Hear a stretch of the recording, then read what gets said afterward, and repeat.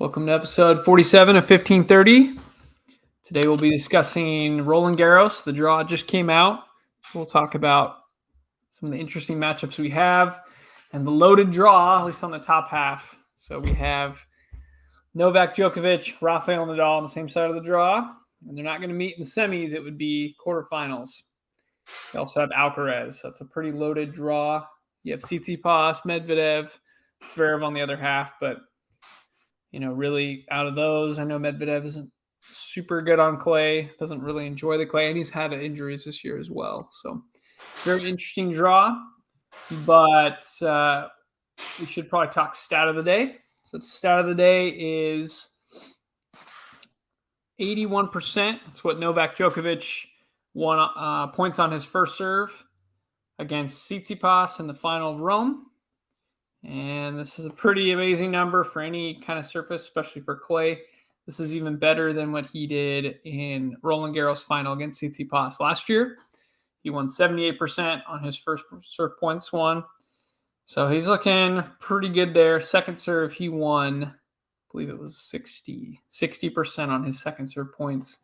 And again, that's even better than what he did last year in Roland Garros, 53% against Tsitsipas. So fortunately, Tsitsipas didn't have his best match. He lost 6-0, 7-6. He kind of got blanked in that first set. There was an interesting article talking about how Tsitsipas' backhand was kind of letting him down. He had a decent amount of errors. In the first 6 games, he played 25 backhands and had 9 errors on that wing. Then in the second set, he actually had a great start. He went up 4-1 and 5-2, and he played 29 backhands and had 0 errors. But then Djokovic, of course, came back, beat him 7-6. And in that last phase, 36 backhands that Tsitsipas played and 7 errors. So I don't really know what's going on with that, but he needs to tidy up that wing. It's definitely one of his weaknesses. He can shank it or hit it short, but that definitely killed him against Djokovic. So I don't know, Matt, any thoughts on that stat on Tsitsipas matching up against Djokovic? I think he covered it. Yeah. I don't know if it's just bad luck or an off days or there's a mental block there or something that's keeping him from playing like he does against everybody else when he plays Djok on clay. Yeah. And it's weird too. I mean, to give him some credit, I think it was 2021 was when they played Roland Garros semifinals, and Tsitsipas went down 2-0 against Djokovic and fought back and made it go to 5 sets. And then I think it was really just physically at the end. He was kind of injured, so that hurt him in that 5th set. But kudos to him for he could fighting barely back. move. Yeah, exactly. He could barely move. The last year in the final, he went up 2-0 against Djokovic, just couldn't quite close him out. So to be fair, he's been close at the French Open, but it just seems like Djokovic gets the better of him in these matches. Kind of thinking kind of like Medvedev with Nadal's. We were talking about here before that, right, Medvedev at the U.S. Open final goes down 2-0, fights back, has a really tight 5th set against Nadal, loses his first maiden slam, and then of course this year in the Australian Open, he was up 2-0, and Nadal came rallying back. So it's like, Medvedev can't, I don't know if it's mental, but doesn't seem to match up great with Rafa. He has beaten him before, some 3-setters, like ATP finals, like semifinals or something. So he's definitely beaten Nadal before. It's just, I don't know if there's a mental block there, if it's more of a matchup issue, but maybe a similar thing with Tsitsipas and Djokovic, because Tsitsipas doesn't seem to have issues beating anybody else on clay, Nadal included. Of course, he hasn't played him that many times, and then looking here at the win percentage, so I drew kind of a graph, matches won over Tsitsipas' career on clay. It's so 2017, I guess, when he started on the tour, goes from 0% all the way up to initially 65% matches won on clay, which is great, and he's been steadily getting better every year. It's a nice steady march up this graph. Now he's up to 82. I believe it was 82% of matches won on clay this year. And last year was similar as well. It was also 82. So he can definitely win matches on clay, and he's proved it. That's not only one of his favorite surfaces, but he's one of the premier players on clay. And he won Monte Carlo Masters 1000 last year, won it again this year. So he can definitely play on clay. It's just, can he get over the hump and capture Roland Garros? That's probably his best chance for his first major, but we will see what he does. But Matt, let's talk Nadal. I think he's always the one who should be the favorite going into Roland Garros pretty much every year, but I'm not quite sure that's the case this year. I want to talk about your guy Nadal. Sure. Yeah. I mean, it'll be interesting to see what happens. You mentioned already he's got a gauntlet to get through in the French. He'd meet Djokovic in the quarters, and then likely Alcaraz in the semis, and then Tsitsipas or whoever Zverev, whoever comes out of the bottom half of the draw. Yeah.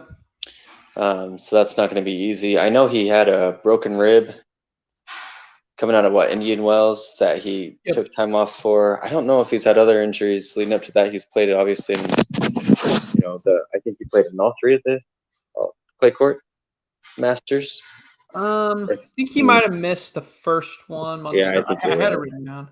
I think you're right. I think he missed the first one and then played the rest. But, and obviously played well there. He dropped to Alcaraz and then lost to somebody else, right? Yeah, he lost to Alcaraz in. Was it Madrid? Yeah, because Madrid. Yeah, because Alcaraz beat Djokovic and Rafa. First time in a clay court tournament that both Djokovic and Nadal have been defeated by the same player. Pretty amazing. Yeah. And then he lost pretty early on, right? To who did he lose to? Round of 16 in Rome, he lost. Oh yeah, Shapovalov, the Canadian. Yeah, Shapovalov. Yeah, that's right. That's right. Anyway, so we'll see. We'll see what happens. I mean, the French is always a different beast. It's 5 sets. We'll see. We'll see if he can do it. Yeah. Yep. If he's healthy, obviously he's always a favorite. Maybe not with this draw, and maybe not with his injuries. He's just a little bit of a question mark. And if it seems like he's had maybe one of his worst years as far as tuning up for the clay court and kind of the warm-up tournaments, you'd be correct. We'd have ran some calculations here, basically giving you ranking points, right? If you win a Masters 1000, you get 1,000 points, right? And if you crash on earlier rounds, you get less points proportionally, right? So kind of added those up and did a percentage. So Nadal generally, his average, let's see here, his average score in the clay court season is 71%, which correlates to about 2.1 tournaments won. So these are warm-up tournaments. This year he's won 0 tournaments, and his percentage is down to 13.5%. So winning very few of those available ranking points. Of course, he didn't play in 2 of them, so I didn't count Monte Carlo or Barcelona, but a quarterfinal at Madrid and a round of 16 at Rome, that's just not very many points. I think that's 180 points for quarterfinals and 90 points for round of 16. So that's just not that many points out of those 2,000. Nadal, we're not used to seeing him do that now. I will give some caveats. So calculated based on previous years, right? So the years where he lost round of 16 to Robin Soderling, he actually had one of his best warm-up tournament years. It was 89% of the ranking points available in the warm-up tournament. So that was kind of a flukish year. There was no signs of him being weak. Soderling just played great. But when Nadal lost to Djokovic in the quarterfinals in 2015, it was similar where he didn't win. I think it was the first time he had not been a champion at one of the warm-up tournaments since 2005. And he only won 33% of ranking points that were available. So pretty bad score there. The next year he played okay in the warm-up tournaments, but then he had a wrist injury, so he withdrew during the French Open. And then he righted the ship after that. The last 4 years, of course, winning Roland Garros. 2021, crashing out in the semifinals. He showed fine form in the clay court tournament, so it wasn't really big indication. Djokovic played really well. Of course, Nadal later turned out he was dealing with some injuries. But one other note is 2020 with the pandemic, he only played in one of the warm-up tournaments and made the quarterfinals in Rome.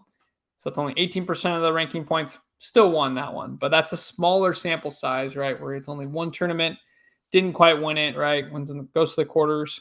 But this year he's played in 2 tournaments and not that good of showing. So yeah, I'm not sure exactly what to make of it, but him not being healthy and not really finding his groove is definitely worrisome. But Mhm. I think the key is just, his first few matches. How does he feel? Can he get through them, Right. relatively, easily, right? Where he's not too taxed. And then he Yep. can give it all against Djokovic in the quarters because that's going to be a bear of a match. Yep. Those first few are going to be key in helping him to really get comfortable there in France. I Yeah. will say, I mean, you got Djokovic, and you can never count him out, especially in slams. But I mean, he hasn't had that stellar of a warm up either. I mean, obviously he's coming off a win in Rome, which is good, Yeah. and a convincing one over Stefanos as well. But I mean, he crashed out in the first match he played in Monte Carlo to Davidovich Fekina, and then he won. Oh, he dropped the final in Belgrade to Rublev, Uh-huh. Yep. and then he lost his semifinal match to Alcaraz in Madrid, and then won Rome. So, I mean, Yeah, he's been building, getting better, but still yeah, not perfect by any means. right. So We'll see. We'll see. I think there are certainly cracks there, and Alcaraz and some of these younger players probably have, maybe the momentum, the excitement, the new car smell in yeah. their advantage, and see if they can turn that into some key wins here. But Yeah, I mean it's a brutal draw. Even if Novak were to try to repeat and Nadal, let's say he's not 100% is able to beat him, Alcaraz, he played some amazing tennis under pressure. They're playing those tie breaks against Djokovic, and he wasn't afraid to go for his shots, whether it's a drop shot or a huge forehand. And I think best of 5, it should be the same. He seems like he's in great shape. We'll see. That's kind of the only question mark I have for Alcaraz. It's the best of 5. But as far as going toe to toe with anybody, I don't think he's scared of anybody, whether it's Nadal's court, whether it's number 1 player in the world, Djokovic. So it's going to be pretty intense. As long as Alcaraz doesn't crash out early, would be my only thing to worry about. But I think once he goes late in the rounds, I think he's shown that he can win tournaments. He's I think, let's see. Where's his stat chart? I looked at his. Pretty amazing. I think he won like 92% of matches. No, 94% of matches on clay this year so far. well, And just amazing. And I think on the year, him and Tsitsipas have the most match wins on the tour. So yeah, it's been amazing how well he's been able to play. Really on every surface. He's won 90% of his matches on the year, if you include hard court season. So it's I don't know. Who are you backing, Matt? I know you gotta always back your guy, but who are you thinking is the favorite or should be the favorite going in? yeah, that's a good question. Um, I don't know. I think I've said this the last couple of years, but I think Rafa gets more and more vulnerable every year. Age does no favors to anybody, and so I think it's finally starting to catch up on some things. But he never ceases to surprise on clay, That's true. so he's always in the mix. I would love to see. I would love to see some of these young guns come up and add a new name to the trophy. Yeah. So Zverev has had moments of quality play. If he can put it together for a fortnight, then I could see him making a deep run. I think he struggles with consistency a lot, and it seems like Tsitsipas does a little bit too. But who knows? Who knows? I think Yeah, some of those these years guys. have a better chance than before of really actually doing it. Yeah. I think you got a really good point there as far as, because whatever happens in the top half of the draw, they could beat each other up. But I Right. think there's really a chance for someone to fly under the radar, whether it's Zverev or Tsitsipas to just kind of go ease their way into the final. Casper Ruud, wouldn't expect him to make it, but he could go deep. He's pretty good on the clay, and he's on that side of the draw. So, and Zverev, that's actually been pretty fun. Having Zverev and Tsitsipas, I think they faced in each of the semifinals. Yeah. On the clay warm-ups, and Tsitsipas won most of them. Zverev won in Madrid, where he plays well in Madrid. I don't know what it is. That's where he's beaten Nadal in the past. But that's the one where he made the final, but Alcaraz just completely destroyed him. But yeah, that's been a fun matchup. Zverev and Tsitsipas. I think they could meet in the semis, Roland Garros, so that would be a fun one. Yep. But those guys are really, like you're saying, I think they could make a run, make it done. I wouldn't be surprised to see a rematch from last year either, though, with Tsitsipas, Djokovic, even though I'm picking Alcaraz, even though it's a little bit of a risky pick. I just feel like he's been playing the best tennis of anybody on tour pretty much all year, minus the Australian Open. But he's still got a lot to prove. But I just feel like he's kind of playing with house money. Well, hopefully he didn't ice himself taking Rome off. Yeah, hopefully not. Just joking. I mean, never know. Wawrinka, the year he won Roland Garros, he was playing Geneva the week before, and I think he even won it or went to the final. So people were kind of criticizing him. Oh, you want a deep run and you're tired from Geneva, but it ended up working out for him. Okay, so you never know. Some people swear by, oh, you need a couple weeks of rest, and they don't like to do the warm-up tournaments right before. But yeah, it should be a God fun. bless that win. Yeah, should be fun. That's for sure. And when does it start? Does it start Monday for qualies or? I think they're playing qualies now. I think. Oh, okay. I think Monday's the date. No, maybe that's not right. I think you're right. Well, so it'll be the Monday after? I don't know. They usually do release the draw right before. Right. I don't know. Regardless, should be pretty fun. Yeah, I think. Let's look it up. Round one. Because I think they're playing. I think they're playing right now. Qualifiers. Sunday, May 22nd. Yeah, I think it starts Sunday.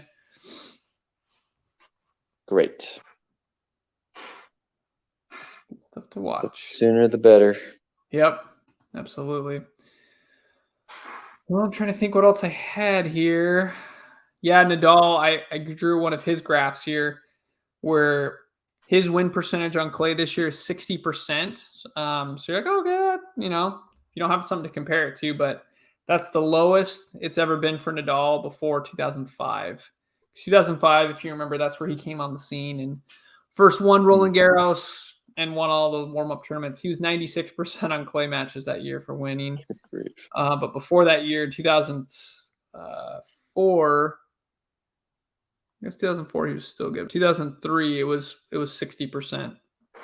So you see a nice plateau curve. So it's gone up, and he's kind of stayed up the whole time. And now this year he's kind of gone way down. So I don't know if it's just him fighting too hard in the hard court season, winning Australian Open, which he it's only won for the second time. He usually doesn't go very deep there, but he won it this year. Went really deep in Indian Wells. So I don't know if that, or like you're saying, age is just catching up to him finally, but it's a bummer to see him not playing his normal game on the clay. Yeah.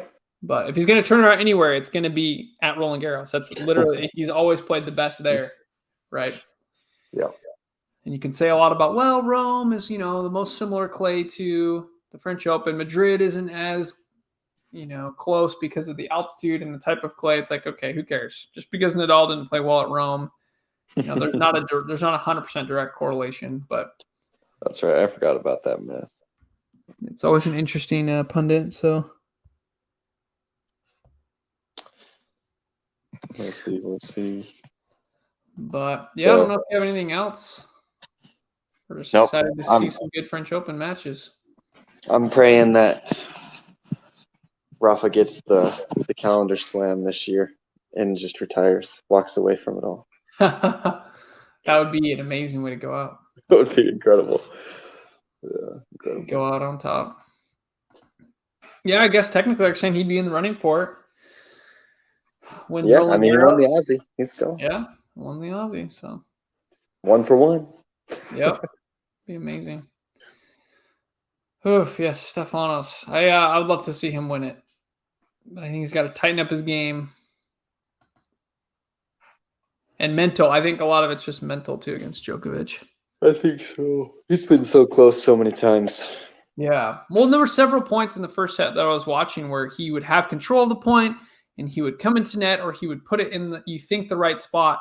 But then his final volley, he just wouldn't put it away, and then Djokovic would make him pay and pass him. So it's like, you have the point. You just need to, wrong foot Djokovic or figure out how to finish these points a little bit better. Yeah. Djokovic doesn't go away. We know that, but right. Tsitsipas can be really aggressive on the clay. It's just he's got to figure out a way to not be left vulnerable on some of these passes and things. So yeah. All right. Well, now we watch the game get played. That's right. Happens. We'll check it out. Well, as always, visit us at cognitionsphere.com. Theme music is brought to us by Kevin MacLeod with excerpts from his song Cool Rock. And please share our podcast with a friend that loves tennis. And until next time, we'll see you on the court.